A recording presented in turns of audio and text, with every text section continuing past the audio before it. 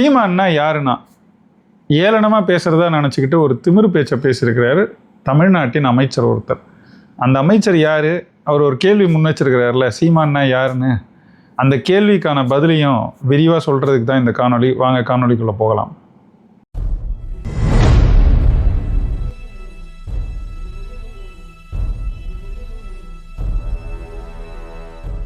அனைவருக்கும் வணக்கம். நேத்தைக்கு அண்ணன் சீமான் பேரில் ஒரு அறிக்கை வெளியிடப்பட்டது. என்னன்னா, சேலத்தில் அம்பேத்கருக்கு ஒரு சிலை எழுப்பியிருக்காங்க. அந்த சிலையை திறக்கிறதுல இரு தரப்பினருக்கு இடையே ஒரு சிக்கல். அதனால் தகரம்லாம் போட்டு அதை அடைச்சி வச்சுருந்தாங்க. அது இன்னைக்கு இல்லை, சில நாட்களாக போய்கிட்டு இருக்கிற சிக்கல் தான்.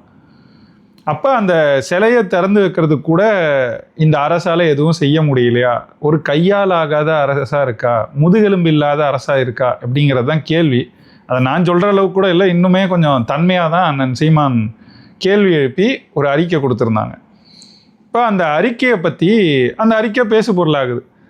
அதில் ஏன்னா குறிப்பாக தாவேகாக்கு 5 கொள்கை தலைவர்கள், அதில் ஒரு கொள்கை தலைவர் அண்ணல் அம்பேத்கர் அவர்கள். அப்போது உங்கள் கொள்கை தலைவர் ஒருத்தருக்கு தமிழ்நாட்டில் ஒரு சிலை எழுப்பியிருக்கிறாங்க. அதை திறக்கிறதுல 2 தரப்புக்கு இடையே சிக்கல். அந்த சிக்கலை தீர்த்து வச்சு திறக்கிறது கூட உங்களால் எதுவும் செய்ய முடியலையாங்கிறது தான் ஒரு கேள்வி. இது ரொம்ப நியாயமான கேள்வி தானே. இப்போ நம்மளுடைய கொள்கை தலைவராகவோ நம்மளுடைய தலைவர் இருக்கார், அவருக்கு ஒரு சிலை எழுப்பணும், அதை திறக்கணும், அதுக்கு ஒரு சிக்கல் வருது. அதுக்கு இந்த அரசு எதுவும் செய்யலைன்னா கூட பரவாயில்லைன்னா அவங்க ஏற்றுக்கலாங்கிறது அவங்களோட தேர்வு தான். ஆனால் அவங்க ஏற்றுக்கொண்ட 5 கொள்கை தலைவர்கள் ஒருத்தர் தான் அம்பேத்கர். அப்போ அந்த கேள்வி ரொம்ப நியாயமானது தான். அந்த கேள்வி தான் அண்ணன் சீமான் எழுப்பியிருந்தாங்க. இந்த கேள்வி அண்ணன் சீமான் இப்படி கேள்வி எழுப்பியிருக்காருன்னு ஒரு நிகழ்ச்சியில் கலந்து கொண்டிருக்கும் ஒரு அமைச்சர் பெயர் விஜய் பாலாஜி. அது பாலாஜிங்கிறது பேர் எல்லாம் அடைமொழி விஜய் சேர்த்துக்கிறாங்கல்ல, அப்படி விஜய் பாலாஜி அவர். இந்தமாதிரி பல விஜய்கள் இருக்கிறாங்க இந்த அமைச்சரவையில். இங்கே இருக்கிற சட்டமன்ற உறுப்பினர், அது விடுங்க, அது இன்னொரு நாள் வேணால் பேசுவோம். இப்போ இதில் என்னன்னா, அந்த அமைச்சர்கிட்ட கேட்குறாங்க. அவர் கைத்தறி அதுக்கான அமைச்சராக இருக்கிறாரு, டெக்ஸ்டைல்ஸ் அண்ட் ஹேண்ட்லூம் சொல்லுவாங்க, அதுக்கான அமைச்சராக இருக்கார். அவர்கிட்ட அந்த கேள்வி எழுப்பின உடனே அவர் சொன்ன பதில் என்ன தெரியுமா? சீமான்னா யாருன்னா எம்எல்ஏ எம்பி யாராவது இருந்தால் பதில் சொல்லுவாராம். அதாவது இவர் ரேஞ்சுக்கு இவர் எம்எல்ஏ எம்பி யாருக்காவது தான் பதில் சொல்லுவாராம். கட்சி தலைவராக இருக்கிற அண்ணன் சீமானுக்கெல்லாம் பதில் சொல்ல மாட்டாராம். ஏன்னா அண்ணன் சீமான் எம்எல்ஏவோ எம்பியோ இல்லையா. எனக்கு புரியல, நீங்கள் யார் தம்பி? ஒரு 2.5 மாதம் பின்னோக்கி போனால் நீங்கள் யார்? விஜயின் ரசிகர் மன்றத்தில் ஒரு உறுப்பினர், ஒரு பொறுப்பாளர், அவ்வளோதானே. ஒரு ரசிக குஞ்சு அடிப்படையில் ஏதோ ஒரு காத்தடிச்சுது. உங்கள் தலைவர் எண்ணி பார்த்துருப்பாரா முதல்வர் ஆகிறோன்னு? என்னவோ நடந்துச்சு, நடந்ததில் வந்துட்டீங்க. அதனால தான் இந்த மாதிரி பேச்சுக்கள்லாம் பார்க்கும்போது தான் அண்ணன் சொன்னது நமக்கு எவ்வளோ உண்மைன்றது நினைவுக்கு வருது. ஒரு பேரவலம் நடந்துருச்சிங்க, ஏற்றுக்கொள்கிறோம். மக்கள் ஏமாந்திருக்கிறார்கள்ன்றது எங்கள் பார்வை.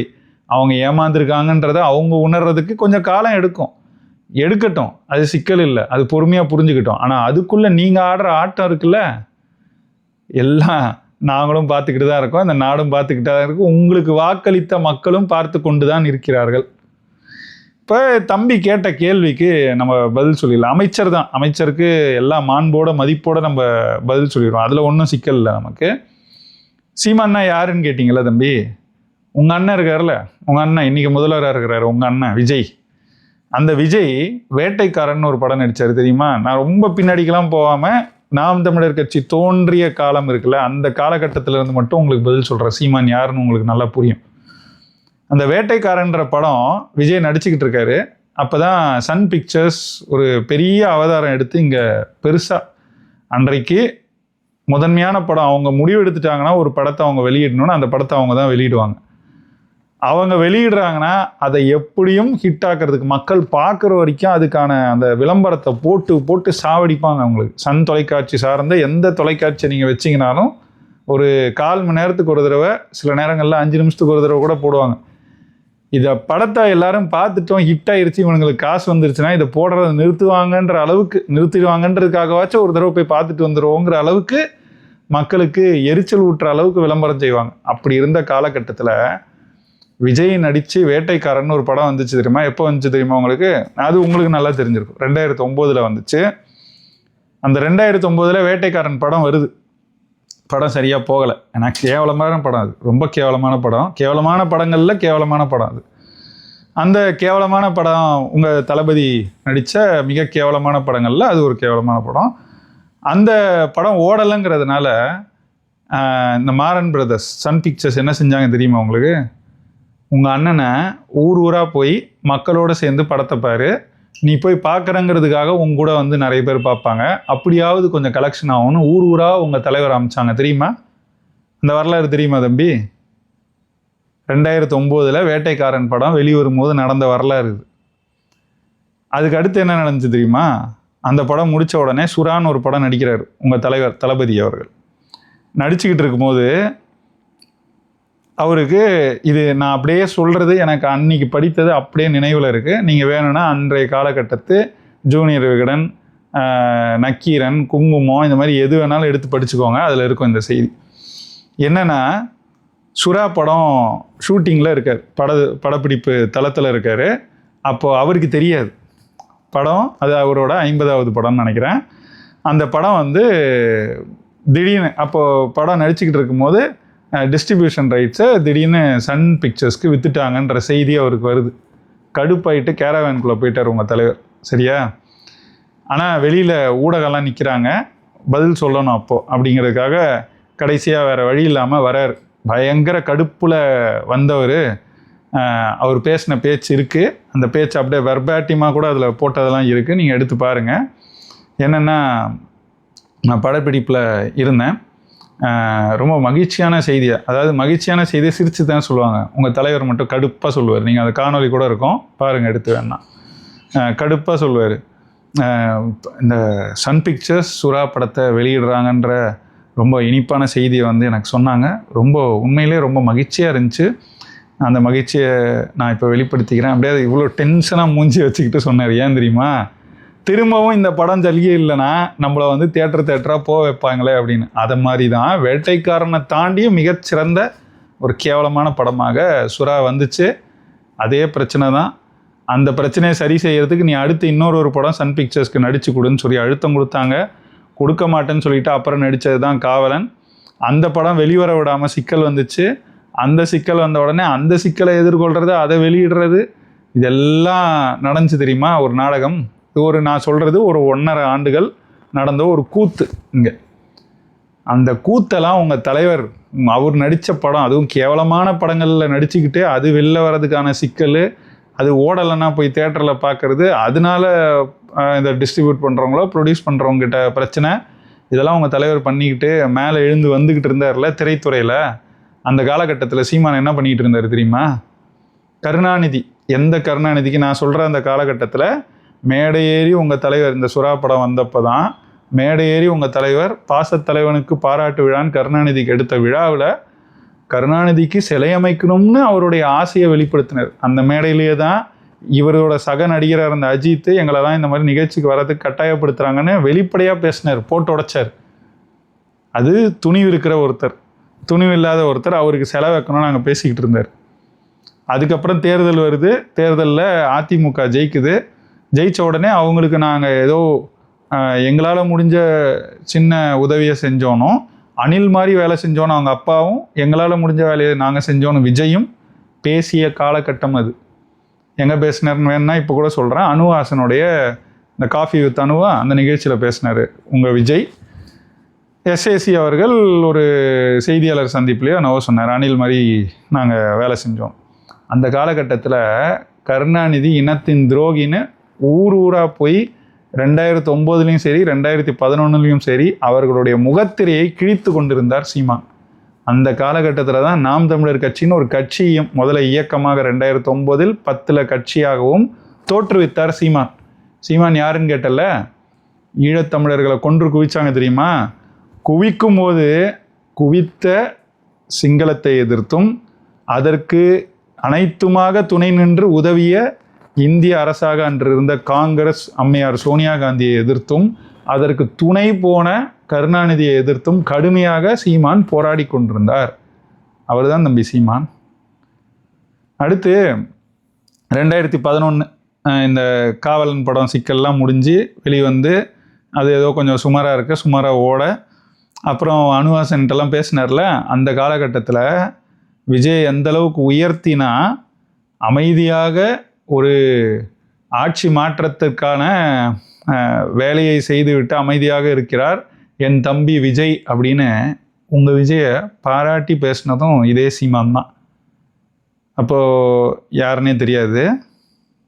அப்புறம் கொஞ்சம் காலம் உருண்டு ஓடுது.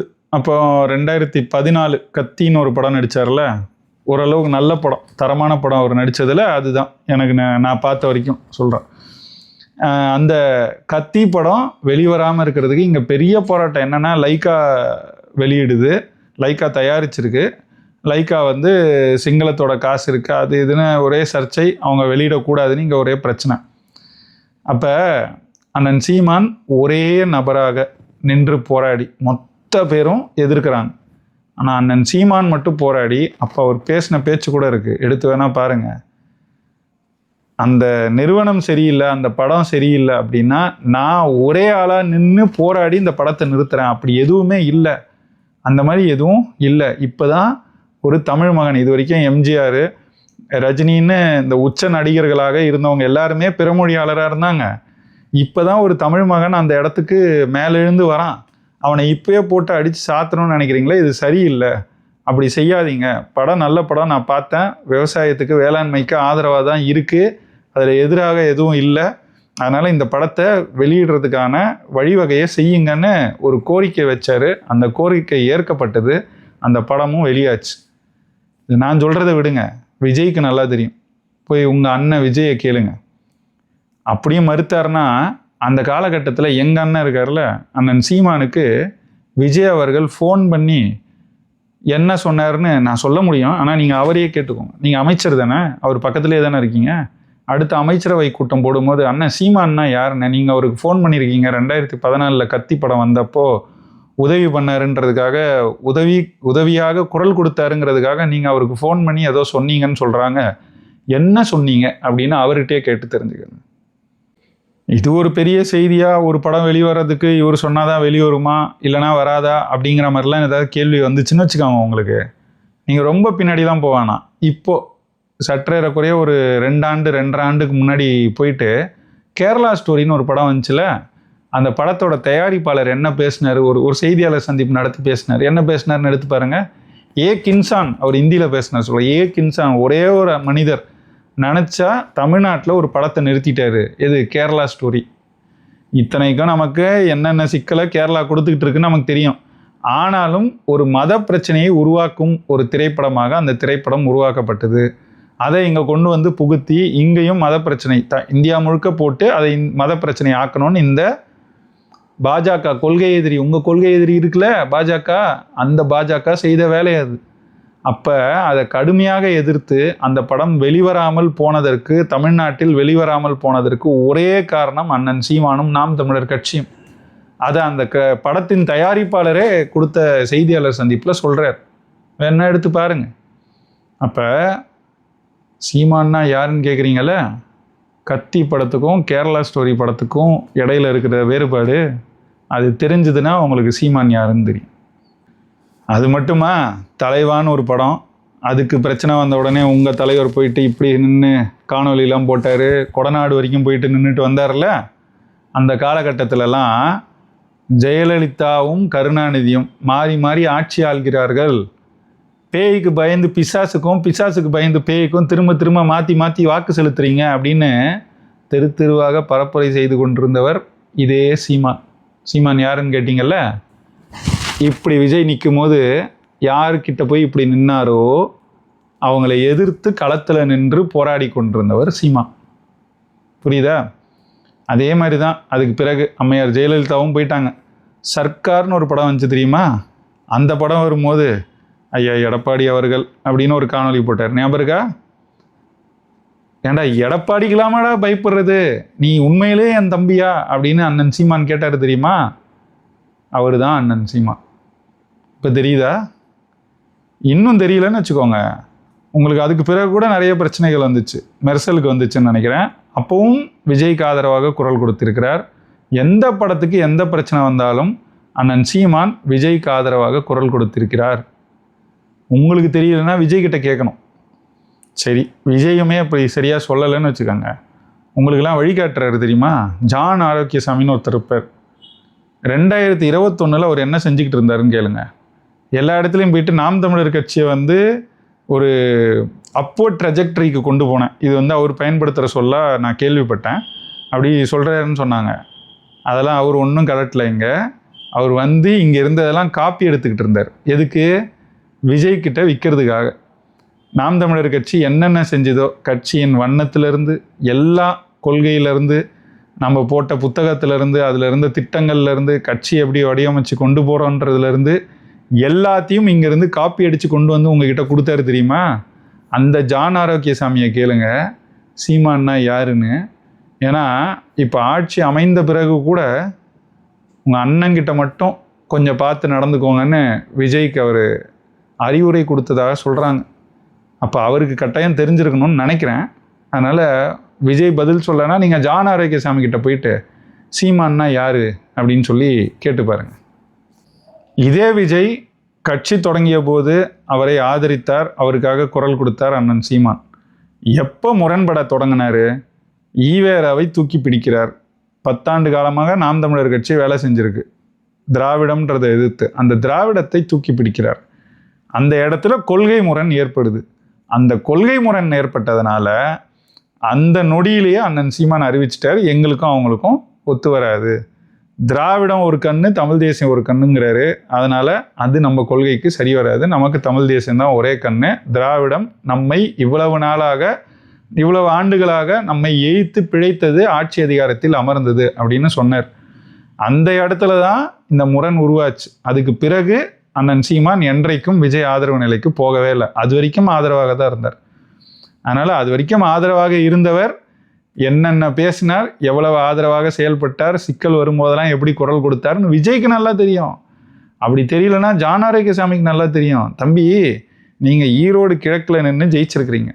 அந்த ஈரோடு கிழக்கில் கடந்த 6 ஆண்டுகளில் 4 தேர்தல் நடந்திருக்கு. அந்த 4 தேர்தலில் குறிப்பாக 2 இடைத்தேர்தலில் அங்கே வேலை செஞ்சோம் தெரியுமா? அப்போ நடந்த அரசியல் என்னன்னு நீங்கள் அங்கே தானே தங்கியிருந்தீங்க, பார்த்துருப்பீங்க. எல்லாரும் விட்டுட்டு போயிட்டாங்க. மத்தியில் ஆளுங்கட்சியான பாஜகவும் நிற்கலை, இங்கே எதிர்கட்சியாக இருந்த அதிமுகவும் நிற்கலை. திமுக தான் ஜெயிக்குன்ற மாதிரி விட்டுட்டு போனப்போ அந்த இடத்துல எதிர்த்து நின்று, அப்போ ஒன்றும் யாரும் பொது வேட்பாளர்லாம் இல்லையே. அன்றைக்கு எதிர்த்து நின்னா அக்கா சீதாலட்சுமி ஒன்றும் பொது வேட்பாளர் இல்லையே, நாம் தமிழர் கட்சியின் வேட்பாளர். எதிர்த்து நின்னோம், போராடினோம். எங்களால் முடிஞ்ச போராட்டத்தை செய்து ஓரளவுக்கு காமிச்சோம்ல, அந்த கட்சி தான் நாம் தமிழர் கட்சி. இன்றைக்கி ஏதோ ஒரு காற்று அடிச்சுது, ஒரு அலை அடிச்சுது. அது கூட முழுமையான ஒரு அலையெல்லாம் இல்லை, அடிச்சுது. அதில் ஏதோ கரை சேர்ந்துட்டீங்க நீங்களாம். அதுக்காக இவ்வளோ திமுறாலாம் பேசக்கூடாது தம்பி. நீங்கள் ஜான் ஆரோக்கியசாமியை கேளுங்கன்னு சொல்கிறேனே, அதான் உங்களுக்கு நல்லா தெரிஞ்சிருக்கணுமே. கேட்க மாட்டீங்களோ? ஏன், வேறு ஏதோ பாசமோ? ரொம்ப பெருமையாக உங்களோட சாதியை பொது தளத்துலலாம் போட்டிருக்கீங்க. நான் நிறைய பேர் இங்கே அமைச்சராக இருக்கிறவங்க நிறைய பேர் பார்க்குறேன், தமிழராக இருக்கிற நிறைய பேர் அந்த மாதிரி போடுறதில்ல. ஆனால் நீங்களாம் ரொம்ப பெருமையாக போட்டுக்கிறீங்க உங்கள் சாதியை பொது தளத்துலேயே. அதுதான் சாதி ஒழிப்பா நீங்கள் வச்சுக்கிறீங்களே? ஈவேரா உங்கள் கொள்கை தலைவர் உங்களுக்கு சொல்லி கொடுத்ததா? அந்த மண்ணில் தானே வரீங்க, அப்படி தான் இருப்பீங்க. சரி, அதெல்லாம் விடுவோம். கடைசியாக ஒரே ஒரு செய்தி. நீங்கள் எந்த இடத்துல முரண் ஏற்பட்டுச்சுன்னு சொன்னால, அந்த இடத்துலையே சீமான் யாருங்கிறதுக்கான ஒரு தடமும் இருக்குது. உங்கள் தலைவர் இருக்கார்ல, தான் இன்றைய முதல்வர் விஜய் அவர்கள், அவர் வாயிலேருந்து தமிழ் தேசியம்ங்கிற சொல் ஒரே ஒரு தடவை தான் வந்துச்சு. எப்போவோ முதல் மாநாட்டில் வந்துச்சு. திராவிடமும் தமிழ் தேசியமும் 2 கண்ணு அப்படின்னாரு. அதுவும் எதுக்கு? இந்த மண்ணோட 2 கண்ணுன்னாரு. மண்ணுக்கு எதிராக கண்ணுன்னு கேட்குற அளவுக்கு உங்களுக்குலாம் அறிவு இருந்தால் கேட்டிருப்பீங்க அன்றைக்கி. அது உங்ககிட்ட அதை எதிர்பார்க்க முடியாது, நீங்கள் எங்கேருந்து வரீங்கன்றது நம்ம எல்லாருக்கும் தெரியும். அது சிக்கல் இல்லைன்னு விடுங்க. என்னன்னா, தமிழ் தேசியம்ங்கிற சொல்ல அவர் உச்சரித்தார்ல, உங்கள் தலைவர் விஜய் அவர்கள் உச்சரித்தார்ல, ஒரே ஒரு முறை உச்சரித்தார்ல. ஏன் உச்சரித்தார்? அதற்கான காரணம் என்ன? வேறு யார் இங்கே தமிழ் தேசியம் இந்த அளவுக்கு பேசி பொது தளத்துக்கு கொண்டு நிறுத்துனாங்க? அதெல்லாம் செய்தது யார் தெரியுமா? சீமான் தான். அதுக்கு முன்னாடிலாம் தமிழ் தேசியம் நீண்ட காலமாக இருக்குது. ஆனால் ஒரு கொள்கையாக அதை பொதுத்தளத்தில் கொண்டு வந்து நிறுவியவர், ஒரு கட்சியாக தேர்தல் அரசியலில் இந்த அளவுக்கு வளர்ச்சியை பெற்று காண்பித்தவர், இந்த சாதனைகளை செய்து உங்கள் தலைவர் உட்பட அனைவரையும் தமிழ் தேசியம் என்கிற சொல்லை அரசியல் தளங்களில் உச்சரிக்க வைத்தவர் இந்த சீமான் தான். அந்த சீமானை பார்த்தா யார் சீமான்னு கேட்குற? போய் நான் சொன்னது மாதிரி உங்கள் அண்ணன்கிட்ட கேட்டு தெரிஞ்சுக்க.